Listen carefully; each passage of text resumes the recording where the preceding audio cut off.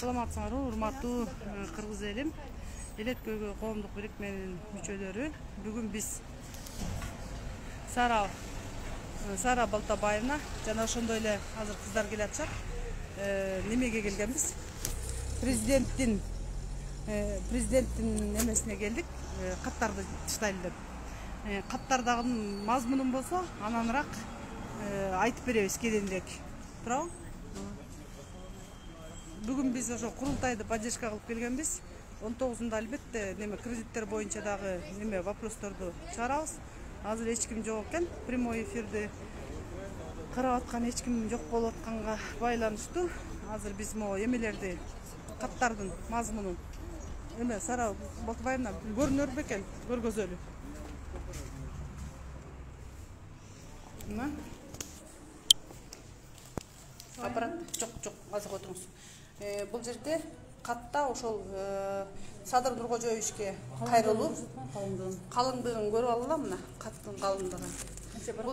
Бул жерде эме бар. Кредиттер маселеси боюнча, айылдардын өнүктүрүү боюнча, жер маселеси боюнча, турак жай салуу боюнча, элет көйгөй коомдук бирикменин негизгиси максаттары жана ошол максаттарынын негизинде проектлери кандай кылып неме кылат. Көрүп атасыңар да, антикризисный программасы полностью ушулардын баарысын азыр жазып, иреттеп немеге кетирип атабыз.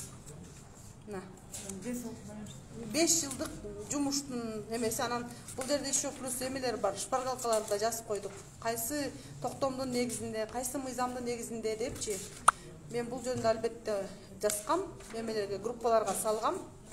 Азыр биякта деген 56 барак.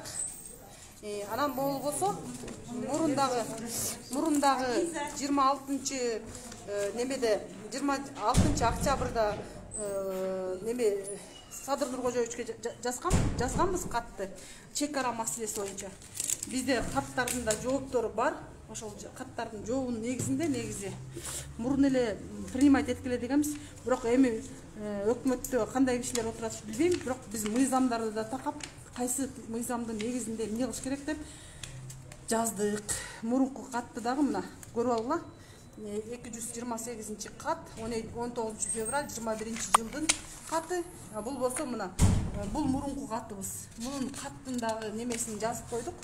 Бул жерде бүт кандай быхаттар бар, эмне кылса болот, кандай кылып чечсе болот деп мына 686 кат 26 октябрда жазылган.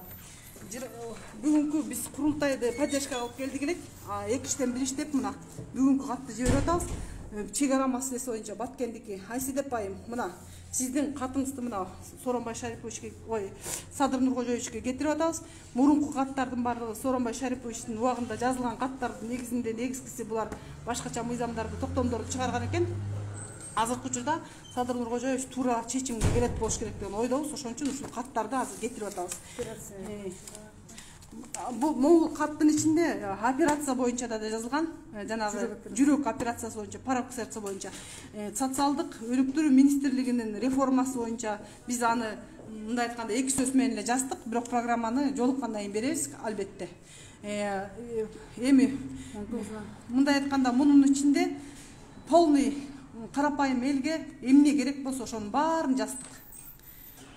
Биздин албетте учредительдерибиздин баардыгы кирип атат мына. Алардын баарысын кошуп чыктым.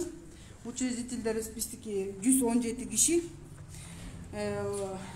7 областтын, мындай айтканда 7 областтан асыл адамдардын каты деп эсептесе болот. Мына азыр берип атабыз. Муну болсо, мону чоң нерсени бияка салайын, бөлүнүп кетпесин. Мына көрүп атасыңар, мына бул мындай айтканда 5 жылдык отчет. Мен бул жерге дагы бир 30 барактай жазбай калдым.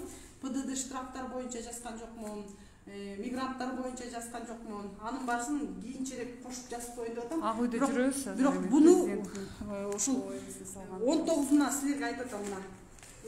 Кредиттер боюнча да жазып мына жибердик. Кредиттер боюнча жаздык. Кантип чыгыш керек? Мына карагыла. Президенттен эме аппарат деген. Эки кат кетти. Бирөө чек ара маселеси боюнча, бирөө болсо неме боюнча. Анан Баткендикине еще плюс эмени кийирдик. Жана суу ирригациялар боюнча, суулар боюнча полностью. Мен ойлойм, эме өзү президенттин направлениясы менен губернатордун колуна, правительствонун колуна тиет, биз ушул жоопту алабыз, Кудай буйрса. Бисмилла. Рахмат сизге. Анан